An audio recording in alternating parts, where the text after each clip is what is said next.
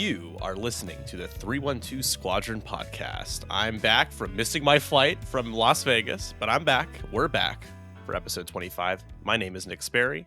My name is Andrew Kouba. And Andrew, we got some news. Yeah. GT talk about LVO, which I was able to witness and be a part of. Again, it's my 5th straight LVO, which is fun. And some time talk. Talking about time a little bit as Yeah. well. The Yeah. word How the there's 90 too much of it minutes. and sometimes not enough. Yeah, ain't that the truth for sure. How have you been? I've been great. I've been doing some fun hobby stuff. I'm getting job interviews out there. So anyone who's been following that saga, I think hopefully, if all is going well, that might be coming to an end soon. Fingers crossed there for sure. I just can imagine it can be tough. I know we've talked about it a bunch. Yeah. The But in the viewers meantime, care. though, yeah, staying positive. And while you were at LVO, I've been with my partner doing dancing, learning some blues dancing as well on the side. So that's been fun. Oh, that's cool. Yeah, going out, I wouldn't touching have some guessed. grass, touching some dance Yeah, floor. it's It's touching been some dead nice. grass in the year of the Midwest. Yeah, Right in now, the that's winter, where we're at. some very It's hard packed ground. Yeah. Yeah, I went to an estate sale today for the first time. Oh. With a friend of mine, a coworker. She wanted to meet up to vent about work, which is, yeah, there are things to vent about. And Mm-hmm. then she was like, "I'm going to a estate sale. Do you want to go?" I was like, "Sure." It was like 5 minutes away in Uptown, and it was cool. It was really packed, and it's kind of weird to like rummage through somebody's house Yeah, and all their things. that's always Um, sad, yeah. But, yeah, it's if you're not using the stuff, I would feel that I'd rather it go to people who would appreciate it and would also, take care of it. yeah. No, I agree. I think it's one of those things where it's just I'm not sure exactly how it works. Like I know sometimes like the family like decides to just put it up for an estate sale. I don't know if like there's ever like because like you owe money. I don't know if that's like gets into that, but I'm not sure how any of it really works. No, But I feel a lot of times it's just that the family has already divided up all the goods that they wanted, and so everything that's left over, instead of just sell it having a off. company remove it or donate it all, they will open it to the public to look through, see if they want anything, um, and then everything else usually gets donated. So it's like a larger yard sale, right? But it's like under Yes. different circumstances. Yep. It's a whole house garage sale.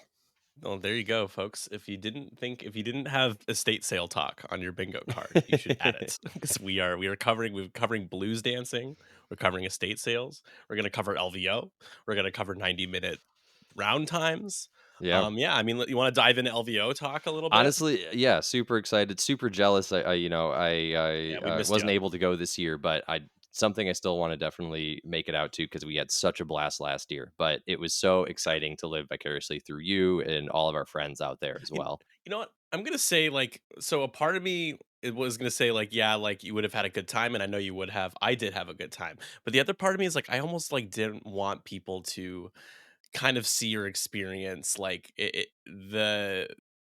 where X-wing has gone from the main hall, gamer hall by the Hmm. stage to being what felt like relegated to a small like back room with like lights that were out and like dark mats that you couldn't see.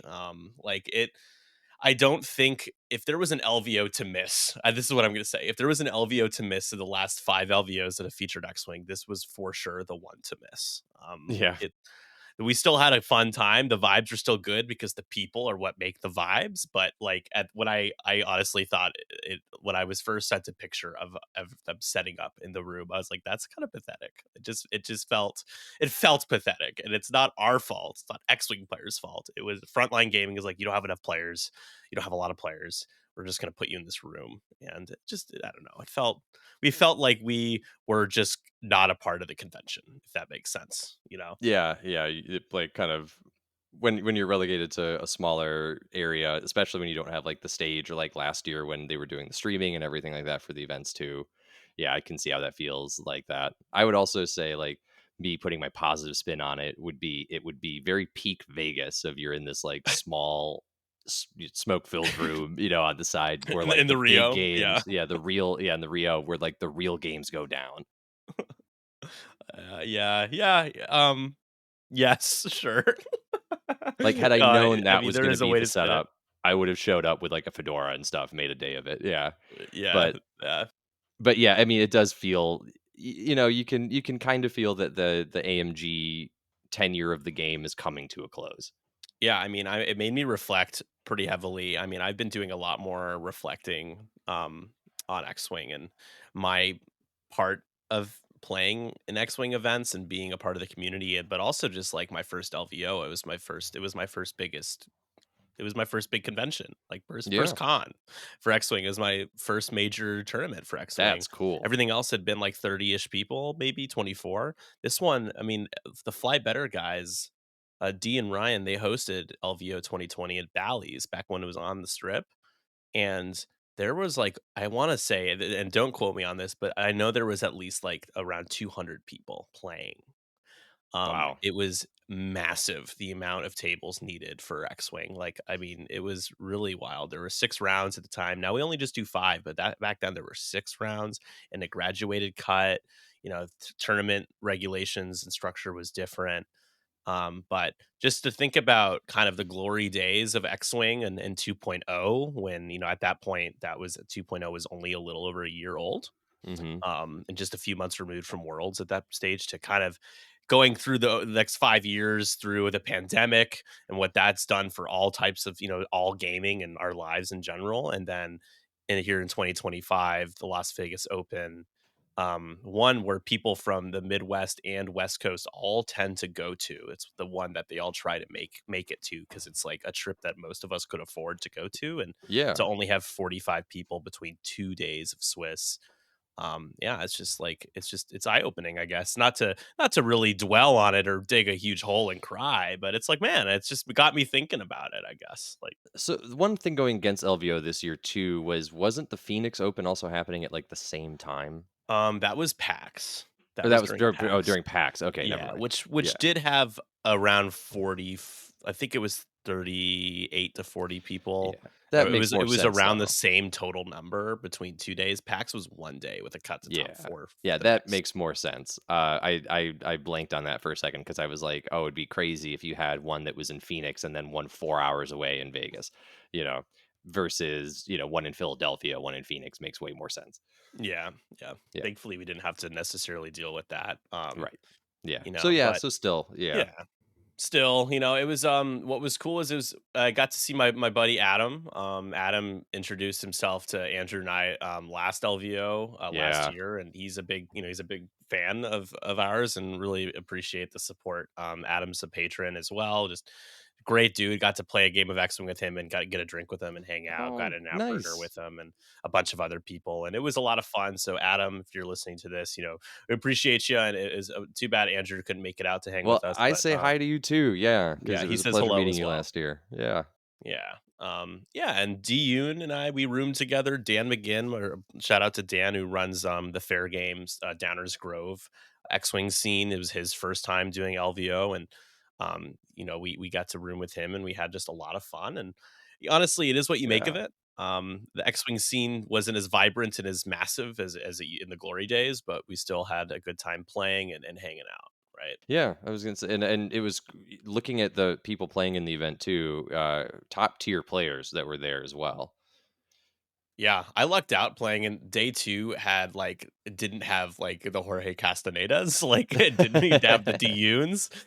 Still good comp. Marcel played day 1, They were, yeah, Innkeeper Tony played day 1. A bunch of people that I know better in terms of their, record and playing in organized X-Wing, but, both days were pretty cutthroat, and honestly, the list variety, I was a little surprised. Like, I was expecting more of specific types of archetypes that I never played against and didn't see too much of on both days. Which, you know, we won't dive too much into everyone's list, but you just had honestly, Republic was the only one that didn't deliver very good results. Like, yeah. otherwise, there was some pretty good faction representation besides the 5th place finisher.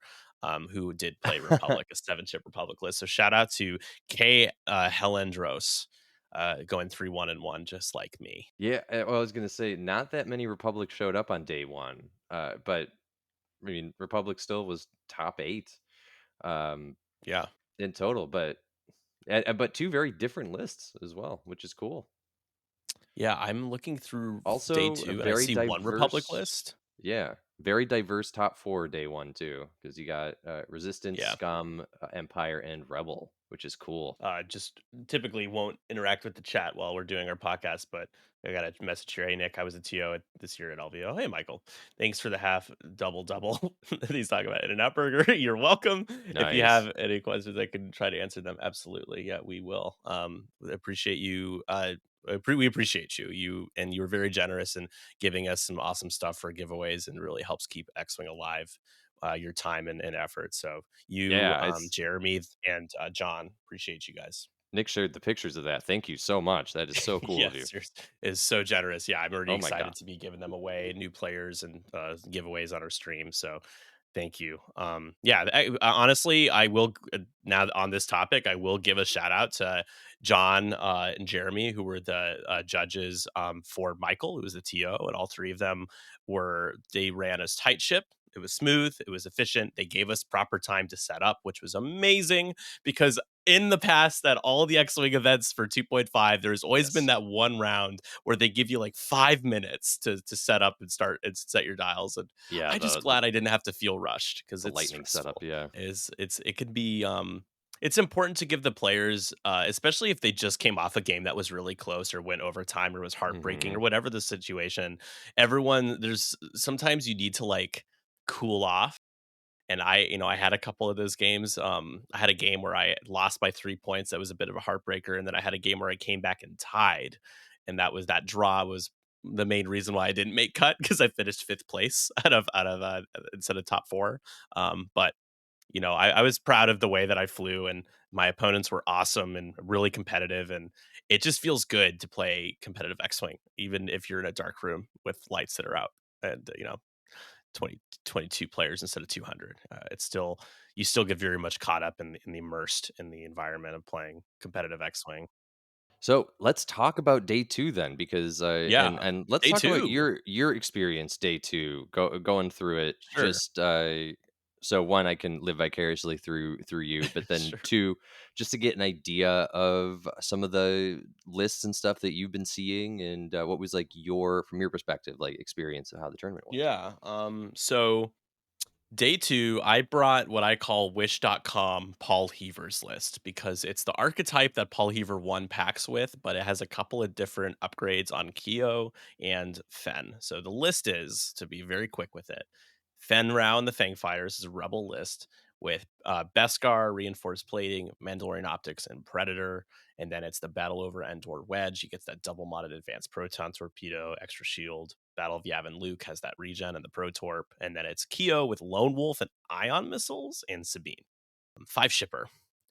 Good 2 I6s, I5. You get a lot of high agility. You get regen, extra shields, double reposition stuff, like or not double reposition, but well, kind of with Sabine you do. And Keo can It do the same. So in a way you Ion's can. been stronger than ever. Yeah, and what's interesting is like the ion missile is more of like a tool that I employed only a couple times during the event, but it was a good threat to be able to get behind lists and target lock and kind of just threat a 3-die gun at a lower initiative.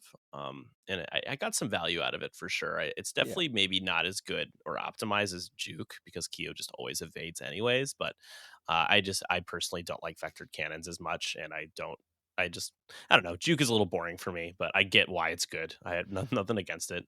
Just not my favorite thing. So Yeah, I think it's good though with Keo regardless. Anytime you give an A wing a 3 gun, that's great. And then where Ion is in the meta, just being able to break target locks, especially on some of those like lower initiative ships from other factions, is key. yeah, exactly. I would say that all of my games were pretty competitive. I was really happy with the way I flew.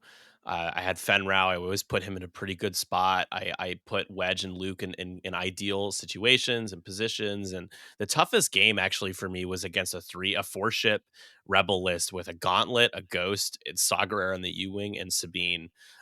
Captain Matthew is his role better name from the Shaken Pilots, and he, I mean, he was it came down to the last turn.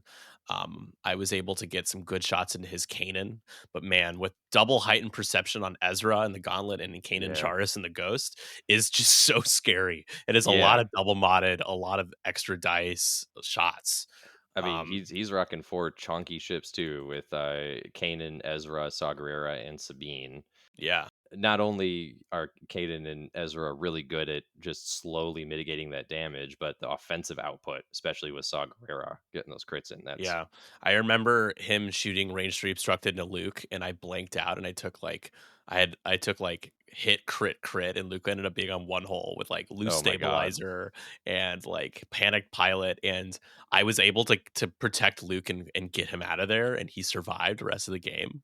But I mean, that was the tipping point. It was we were as close to tipping point against me as possible, and I was able to pull it out. It was salvage mission too, which made it even more nerve wracking. But yeah, I mean, honestly, I really love the way that I was really happy with the way that I played. Probably one of my best performances of late and better than I did at PAX. But just missing cut because of some just victim of circumstance. And I had a looking at my SOS, it's the second best SOS in the top Yeah, I was gonna say, 8. your first round opponent made it into top 4, and then did your 3rd round opponent make it as well? I played Brack Daddy who went 4-1-0. Yeah. Shout out to Brack Lee, So that was your only and his loss? son Liam. That was my only loss. Yeah, and that Yeah. was a really weird game because him and I his FO list that has like a targeting synchronizer midnight. It's got sensor scramblers, plasma torpedo, and sensitive controls blackout, and then the whisper Kylo. With targeting synchronizer, you can shoot those plasma torpedoes with the focus instead. Midnight just never spends the lock, and what the big turning point in that game was that he shot up a target and sync plasma and only got one result, and Luke blanked out and still Oof. took his shields and then died the next turn, and I was like, that was such a huge swing. So that set me back the rest of the game, and I ended up losing by a few points, even though I scored like 8 or 9 in the last round. It was a tough one to lose, but he played really well and he made cut and he deserved it for sure. Yeah, good competition, great Yeah. people. Dwight Lindsay, I want to give him a proper shout because he played day Yeah. 2 with me. Dwight from Lock and Roll, who we've had, a friend of the show, has been on a He couple he was episodes on, ago. yeah, 2 episodes ago, yeah.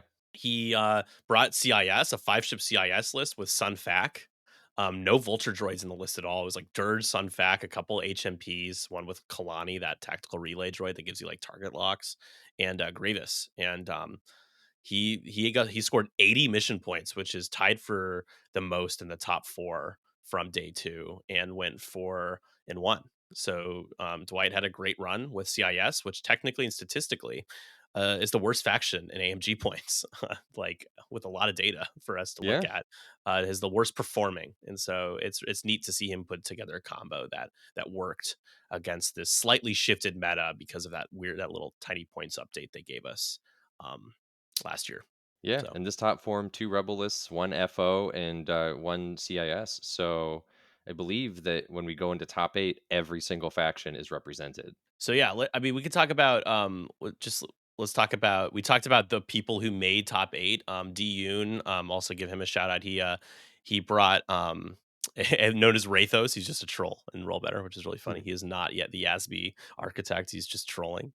Um, but D brought a 4-ship rebel list. It was Luke, Wedge, Chopper, and the Ghost, and Sabine, I believe. I think that adds up to 6, 11, 16. No, he had a 4-pointer. I'm trying to think of who that would be. Maybe it was Ahsoka. I don't remember. I can look at his list. It'll tell me, right? Yeah, Use yeah, he's summary. got the B wing, Oh, Gina Moonsong. That's Gina, right. yep. Yeah, so no Sabine is Gina Moonsong, a 4-ship list with the plasma torp proton cannon. You can like double tap with it. It's really crazy. The damage potential. Poor guy got diced a bit in his top 8 game. Um, and then I think Seth is the one I'm thinking of who brought a really good rebel list with Yeah.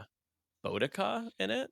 Yes, this is with, Bodica and Ahsoka, with Luke, Yeah. Wedge, and Sabine. Yeah, Luke, Wedge, Bodica, Ahsoka, Sabine, and he basically just has Ahsoka give actions the whole game, and patience is the force back, so she That can yeah, do it every turn. patience. Yeah, So she's just it's spending pretty that it's pretty good. and double modding Ahsoka, double modding whoever, yeah, needs it.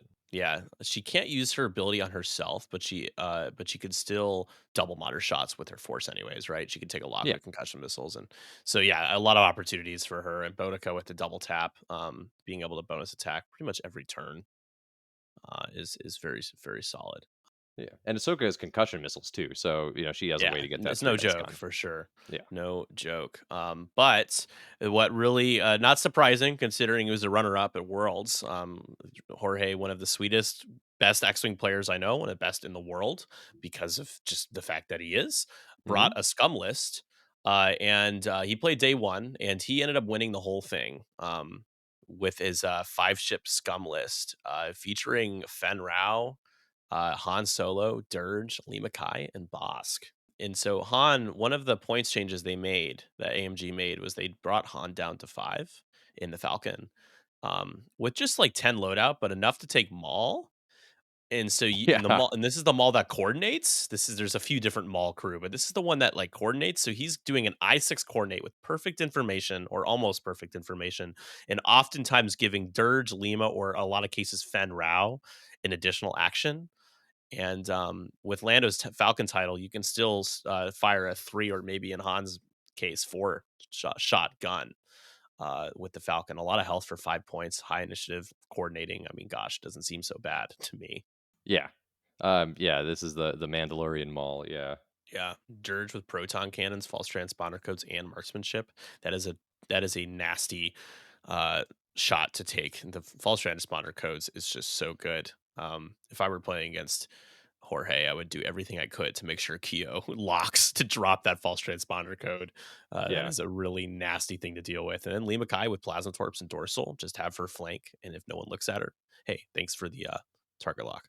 Yep, and then yeah, and Dirge, right, yeah, we were talking already, just really hard to take down. Yeah, Lima might be a guy. I apologize if I get Lima confused. Them. I will use the pronoun them for Lima Kai. And then Bosk, of course, the most dangerous pilot in the whole list, of course, in that Z95. He could sneak in some damage, marksmanship, expert handling for 2 points. Yeah, oh, Lee Mackay, Sh- is a man. Yeah, Lima's a dude. Oh Mhm. no, I got it wrong.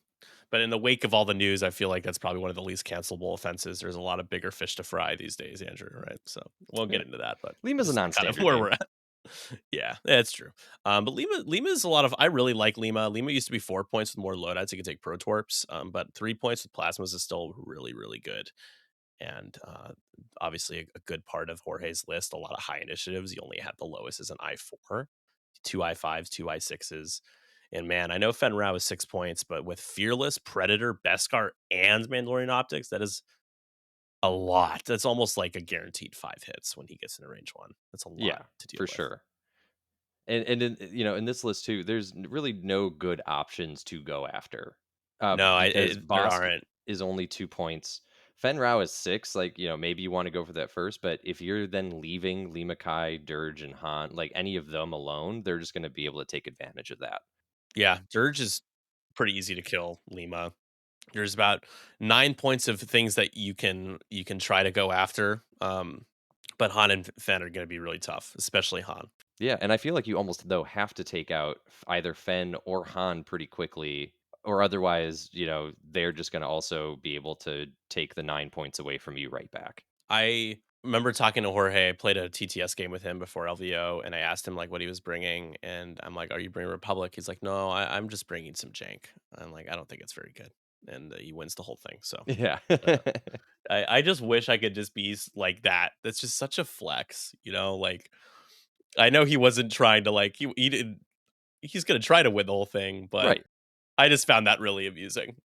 It's like I'm just Jake. Yeah, Maybe it's right, not yeah. so Jakey, Jorge. Maybe Yeah, not. just calling your list a pile, yeah. Yeah. But overall, LVO like PAX, it was good to see different things. And I can now confidently say that Worlds, I'm not besides like these like 4 ship imperialists, they're gonna feature like a Vader, a Soontir, a Whisper, like that kind of combo, and plus Mhm. whatever you want to fit in. a fair offer or something else. Like I think we might see a little bit of an uptick in scum. I think we'll see an uptick in, you know, I don't even the Republic has always been so popular. I still think that the primary three factions we're going to see the most of is going to be Empire, Republic, and Rebels. My Yeah. prediction is that Empire is going to be probably the most represented, and then Republic, and then Rebels is like my prediction. But we'll Ooh. see. You know what? What do you I think? will. I guess I'll take that bet. I'm gonna say Rebels is going to be the most Okay. brought faction. Let's hope if we remember to revisit, then we'll do a little fun little bet for it. I don't know. That's right. Empire I'll versus buy you a Rebels. drink. A Malort cocktail. You know what? I don't mind Malort, so I'll take it.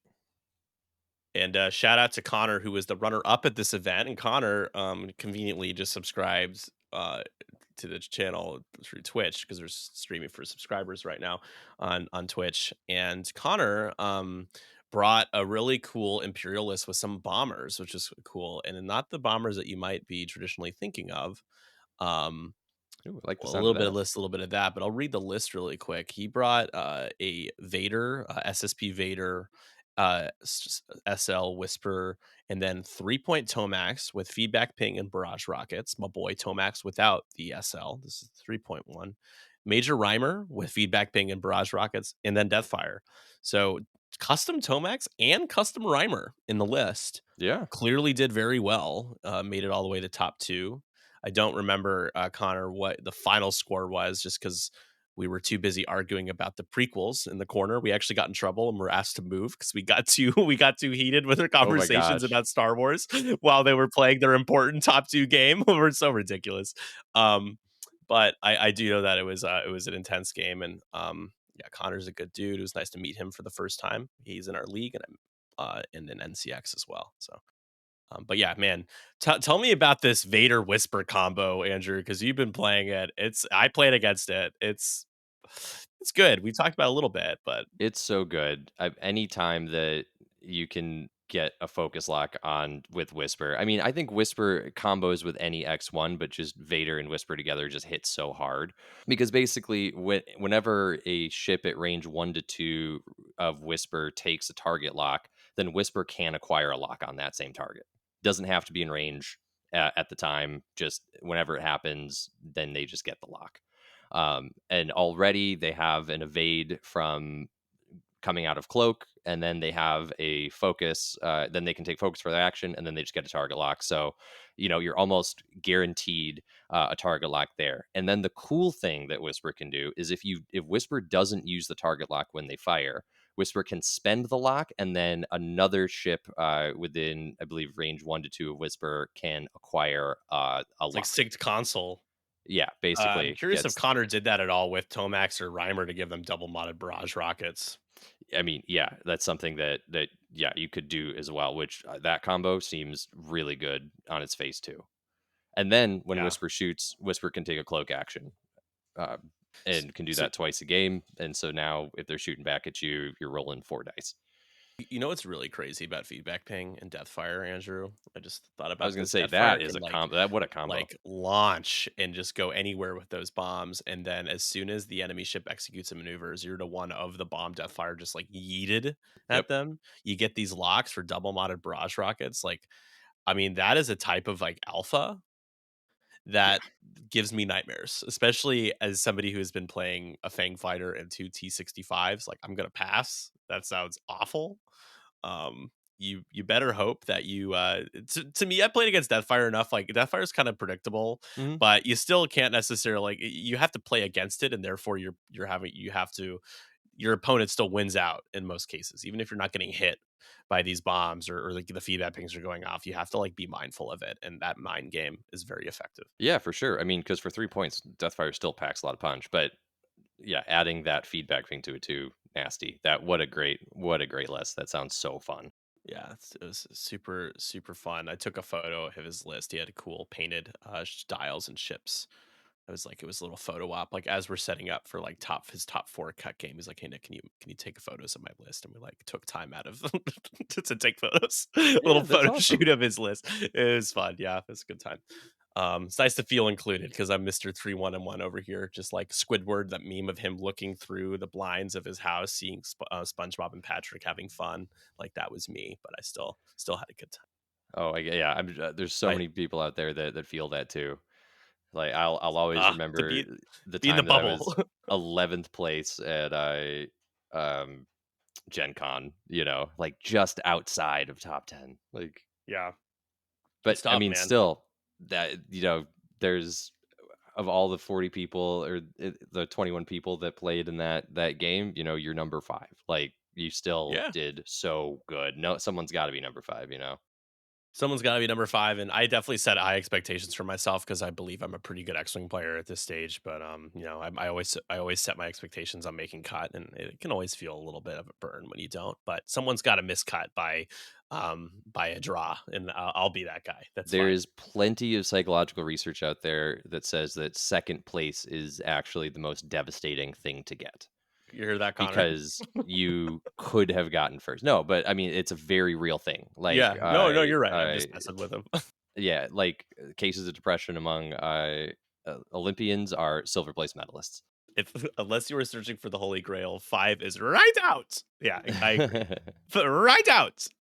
It is, and I was right out of the cut for sure. But it was really cool watching these players play different, really cool lists, good variety, good people. It just, yeah, it was good. And again, Michael and Jeremy and John just ran just a really smooth event. I will say it's a little easier when you do have everyone in kind of a controlled space. I think that side of it actually benefits the TO, and that's good. Oh, for Whereas you don't sure. have to be patrolling 100, like 20 tables worth of games, 40 tables worth of games. Like, would I think it would be really funny if like 80 X-wing players showed up and they like forced Frontline to give us a bigger space? Yes, because I just would think that's funny. Plus, more players is always good, but it was they were able to really do a good job running LVO because we had a lockdown space.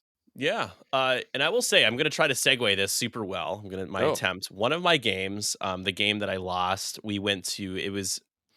It was a tense game, a lot of like, trying mind games about where we think we're going to be moving and stuff like that. Some longer planning phases. We ended up playing 5 rounds, which 5 to 6 oh, rounds wow. is about average. No Yeah. shame in that. But I really wanted, like, I was really hoping we could have gotten 1 or 2 more rounds in. And now it seems, Andrew, that per some updates from Atomic Mass Games for Worlds, and GT's moving forward, there's going to be more time. There's going to be 90 minutes plus or minus versus the original 75.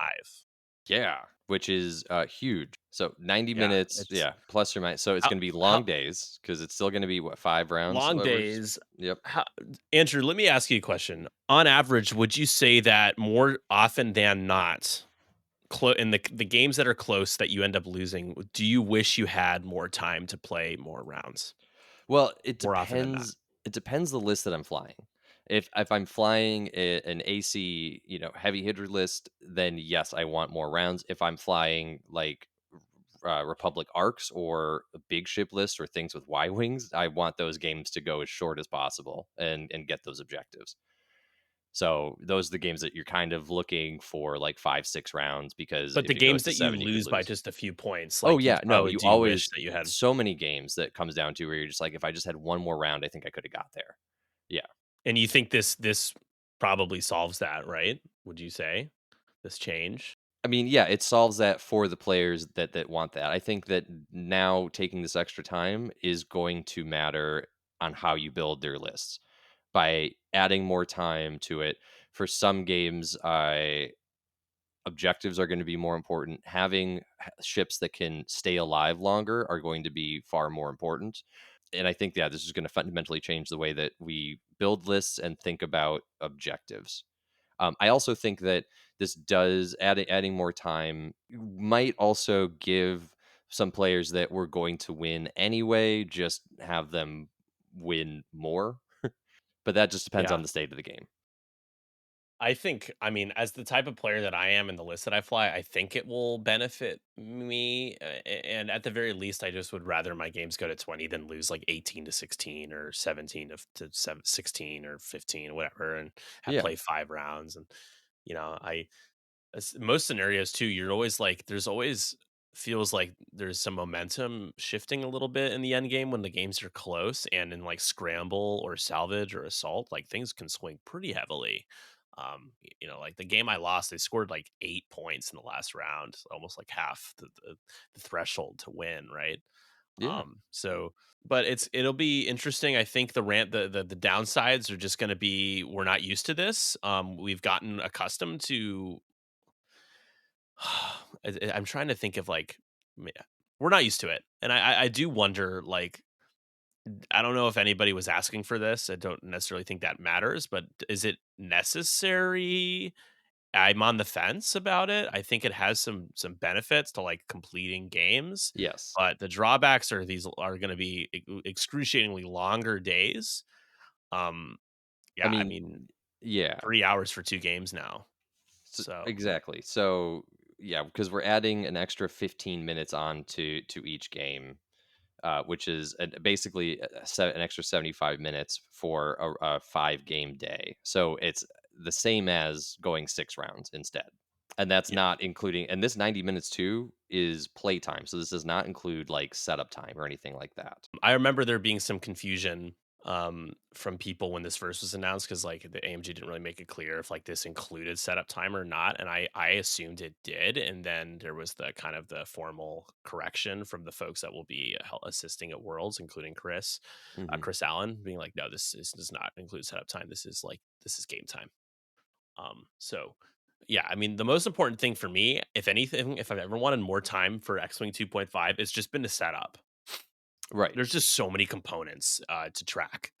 Scenarios, it's like, is this one the 3 or 5? Do I start place on your side or my side first? And I mean, honestly, I would say in competitive X-Wing tournaments, I like maybe half the time w- we're still setting up obstacles when they start time. Like we haven't even set up our ships yet, and I definitely am not a slow turn zero player, but I do feel like I'm forced to make maybe some more suboptimal choices in turn zero when I know that I'm going to lose like up to 5 to 10 minutes of time if I actually think about things. I like time. I don't think I can afford to lose. Yeah, that's for sure. And I would say, one thing that we've been saying this whole time, since 2.5 came on, is that turn zero is so important. I think it's one of the most important aspects of the game is understanding turn zero. So it's not something in tournament setting that I would want to rush at all to. Yeah. You're gonna be at Worlds though. You're gonna be at our Airbnb. It's I gonna be sure a am. packed Airbnb. It's gonna be a vibe, a good time. Have you been able to grab your stuff yet? Or are you excited? Everyone, by the way, things are registrations open for Adepticon. I definitely recommend getting your badge and stuff sooner Yep. than later. I'm registered. I'm playing on Friday, and yeah, got the badge, got everything. Super excited. Looking forward to some of the side event games there as well. No, I'm ready. I haven't selected a list I'm going to bring yet though. And then them adding this 90 minutes I think is interesting for me. One of my first theories is that arcs become worse. So it is an extra 15 minutes per round. It doesn't sound like a lot, but for a lot of these arc lists, when you're flying a list that has like 5, or sometimes with the Republic list can have up to 6 or 7 ships in Seven, them. seven, yeah. Yeah. Um your rounds are going to 5, especially if you're playing someone else who also is setting 5 or 6 ship list too, just from selecting the dials. Usually, going 5 rounds, 6 rounds is fine. But I think with this extra, 17 minutes, you can guarantee that you're probably now going into 7 rounds. Like 6 or 7 rounds is going to be the Yeah, average. that'd be awesome. Six or Yeah. seven, it really should be the minimum. Yeah. Yeah. And so I mean this might be a good thing overall, for 2.5. But for these lists that play like those bigger ships like those arcs, like if you're playing like against Han Solo, or the Falcon or any like Y wings, things like that. You now I think have the extra round or two to get the significant chip damage in them to maybe swing a game. Yeah, I Which, agree. I agree. I also think might be an okay thing. Uh, as much as I've loved Resistance these past couple years, flying against Resistance Y wings with wartime loadout feels like just an impossible task It's to such to a try and destroy one of those. Yeah, 3 points too. For three Congrats. points Three exactly. rounds of shooting for 3 points. There you go. Yeah, I think we'll see more four ship lists. It'll be mostly Empire. They'll be bringing the four ship lists. Maybe like risk list with like Ray, but she's kind of a fringe. Like could be really good. Like low, like high floor, high ceiling kind of thing. Yeah. Um, yeah, I like my rebel list a lot, but I do want to bring something that gives me the best chance of making day two. And I feel like I'm like hitting, like I'm right there, like hit knocking on the door. But is this list gonna get me through? I don't know. I call I'm a little mean to Fenrau. I call him a choke artist all the time because unfortunately he is one of the worst end It game pieces. He might be an I6, but he just dies so quick. Boy, Uh same thing, yeah. anytime I spend my focus, it's just brutal. Fenrir and Soontir, I think are both, they're both characters that the more chances you have to shoot at them, the more likely they are going to blank out. Oh yeah. I mean, Fang honestly, I'll take SL Soontir over Rebel Fenrau 10 times out of 10. Oh, for sure. Yeah, right. Like in even I after Soontir's exhausted his ability charges and Yeah, only had like the mod with the like the force mod. Yeah, the I would reroll say like after SL Vader, SL Soontir is the second best ship in the entire game. yeah, and You then know what? I probably take it back. third. Third, I would go Wedge. I would go Battle over Yeah, Endor yeah. Wedge. So we're okay. Real quick, the top five. If you, okay, let's take SL Soontir, SL Whisper, If I had to SL draft Vader, the best, Luke, and Wedge. Where were you ranking these guys? Let's just assume Jendon's like in the top 10 because he is. oh, for sure. Yeah, I mean, I would But I still won't put go. Jen in there. I would still go Vader number one. I Okay. would go Wedge two. Mhm. I'd go Soon Tier three. Uh, I would Whisper or say Luke? I would say Luke 4, Ooh, Whisper okay. 5, and the only reason why is because Whisper isn't invincible. I mean, there's a lot of tech going on with Whisper, but she can be caught out of place Yeah. defensively. Um, and also, if Whisper is stressed, that is so bad. Hmm. Like, Yeah, while I if think I if well, flip if I take it back. So you can remove a stress token if she's cloaked. However, if you cloak, yeah. how That's so when it comes to ridiculous. things like Ferrosphere Paint, or if there's like if you have to spend that evade and you're stressed and you can't gain that cloak back, I mean, then you are really a sitting. Yeah, I will say I think I agree with your ranking, but I would flip Luke and Whisper. I think Luke's at the bottom of the list, only because he is a platform that is not agile or mobile.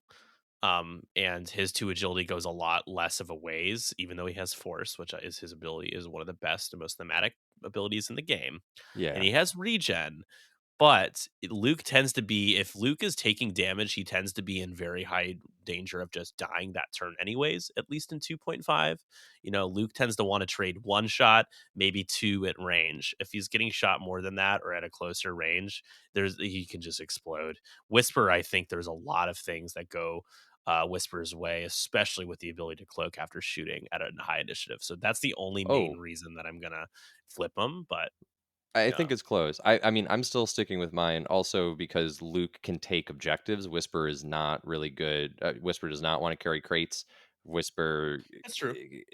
wants to be mobile enough, so isn't really as impactful. I feel like in assault, and doesn't want to be taking the scramble action, where Luke is totally fine taking the Yeah, scramble I action think too. head to head, like if you were to just play Whisper against Luke, I think Whisper would win, but it'd be the Pro Torps pretty good.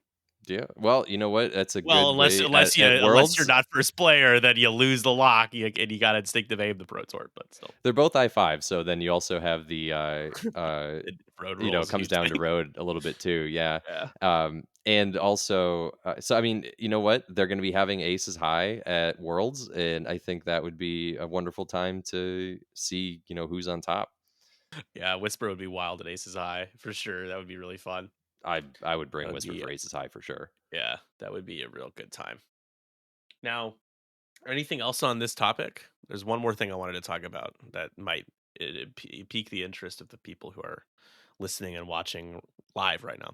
Yeah, I was going to say the one thing that I kind of like about it going to 90 minutes is that will have more games that will end because someone's hit 20 points. That would be cool. I still think games like, Scramble or not Scramble, Salvage Mission are still gonna be fairly low point scoring games, but it does make that the crates matter a little bit more. And Yeah, that's and just the last thing objectives I in wanted to general, say like on you that. said. Yeah. So, shifting gears a little bit, just as kind of in a few days, the X-Wing Alliance is going to be posting an update, a preview for three factions worth of standardized loadout pilots that will be coming out. I'm not going to get into the details because technically I'm leaking this by saying this, but look out for those watching live, especially, and for those listening, you might have access to this information in more detail by the time you listen. But very exciting. It's been fun working with design on, porting over the language to the article, the preview article template, the press release template, and um, just kind of as Worlds comes up and as we're prepping for that, it's nice to have some breadcrumb of excitement for what's going to come after because that is going to be the bigger unknown, and things are looking really good and really exciting and really fun. So. That's Yeah, I'm cool. excited to talk about that in more detail the next episode we record. But also, if you're watching the Sith Taker Open is happening in or if you're looking for X-Wing to watch, that is going to be happening this next weekend. And right now, it is today is the 26th. Sunday the 26th is when we're recording this. So STO is happening the weekend of February 1st. There will also be a more specific conversation about XWA design stuff during the STO event. So if you're watching the stream, I'm sure you'll catch that. You should watch the stream. That is going to be Firecast Focus's last X-Wing stream until they're going to be hanging it up. So I definitely ask you guys, implore you if you have the time to give them some love to tune in for some in-person X-Wing. As someone who just casually streamed in-person X-Wing at my apartment, streaming in-person X-Wing is really hard. Yeah. Takes a lot of time, a lot of money, and a lot of effort. So just, give them the support they deserve if you can. And watch some live X-Wing. It's going to be a huge event using XWA points. I'm going to be really excited to see how that's going to be meta, the early beta points meta defining tournament to really see what truly is the strongest in this version of the points and what isn't. And yeah, so there's a lot to look forward to, and you guys should tune in. So, That's cool. Yeah, I didn't I heard, like, rumors about I heard rumors that standardized loadout points were being developed by XWA. I had no idea that they were gonna come out this soon. That is such cool news because well, that's the they'll be teased early. They won't be like available to play got you. right away. Hey, That'll come a little later. We don't want to that step on any is toes. that is fine. I think just knowing that that's out there, um, Yeah. Hmm. that's gonna be so fun. Yeah, it's going to be the factions. You guys can probably think about the factions that don't really get much love, if any, of the SLs, and you can go from there. Your mind can start to wander, and more news will come very soon. But I just wanted to take the opportunity to use my connections to leak in a very vague way some exciting stuff that is going to be announced soon. So again, tune into STO. Look out in the our Discord and in the 2.5 edition server for Yes. announcements and posts as well. Yeah, I'm always excited to see the Sith Taker open. It's always such a cool event. The people who run it are amazing. So definitely check that out. Absolutely. And shout out again to Firecast Focus has had a really long-standing, successful run of streaming games in the UK for X-Wing. And I understand the burnout and the feeling of, it's just now is the time for them. And again, I think they deserve a really good, great send-off. So Big time. it'll be a good time all around. Last thing before we wrap up, Andrew, is I just wanted to plug the Conquest Series. Again, I'll be doing this a lot as much as I can. We got a Yeah. couple of months until it starts, but tickets are going pretty quickly. We're about halfway sold for the Chicago Conquest, the first one to kick off this year-long series of X-Wing tournaments online using XWA points, using what could be new pilots, new components. Who knows? It's going to be all in the world of XWA. I'm excited to partner with them for this. So definitely look into getting your tickets as soon as you know you can. $5, you get in the door. If you're a patron and want to play, you can play up to 3 for free. Message me if you're a patron, and I'll get you in to the Roll Better page. Yeah. Any final comments, insults, compliments, anything from you, Andrew? No, I was gonna say it's been great hearing your weekend. I'm happy that it went so well, and that you're back here streaming and recording again too. It's good to be back. I'm glad I made it. I survived my American Airlines flight, red eye flight, my middle seat with my neck cramps, and it was great. But you haven't truly lived until you've experienced that, I feel Until like. you get bumped from a flight and are forced to fly overnight and arrive at Yeah. 6 in the morning. Yeah. Also, folks, if you're ever going through TSA, there's a high chance they're gonna if you have X-wing stuff in your bag, high chance they're gonna flag your bag. So that's If what happened to you me. Helped. play trading card games and if you have X-Wing stuff, yeah, because they have no idea what they're looking at. It Yeah. just looks like a weird brick or weird blobs every time. I guess my bags get Yeah. pulled every time. Yeah. It really funny though. I went to another terminal when I missed my flight and went through TSA again to get into that terminal, and they didn't look at my bag. And that was partially the reason why I missed my flight was because they had to pull my bag, and I just thought that was really funny. It was like, Maybe oh, the person, yeah, I was like, maybe the other person played X-Wing before, so they were just like, oh, I know what this yeah, is. it's X-wing stuff. I Usually, recognize it. usually when they pull out my X-Wing stuff, I have to like explain to them what the game is because they're just like, Yeah. what is this? I know one time at Midway, they made me step into they asked me to step into the little like closed off section where they pull your bag and look through it and you stand next to it. They're like, he's like, I told him how the box works, and he's like, just come step in here and just open it for me. I just like so I'm just like in the TSA area just with this guy just like opening the box and showing him my component. Yep. Oh, it's so funny. All right, you guys. So three big things. STO happening this coming weekend with some awesome, exciting XWA news. We've got Adepticon Worlds registration is open. Make sure you get that stuff locked down as soon as possible. That's going to be in Milwaukee and not Schaumburg this time. And then the other thing is the Conquest Series. Just look out for more updates on that. And if you haven't got your ticket, you should. It's going to be a lot of fun. We just posted the tournament champ plaque, the Conquest Series plaque in the Google Doc.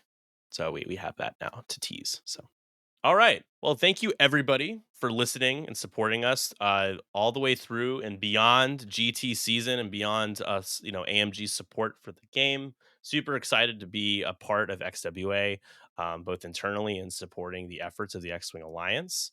And thank you to all of our patrons who have supported us and made all of this possible.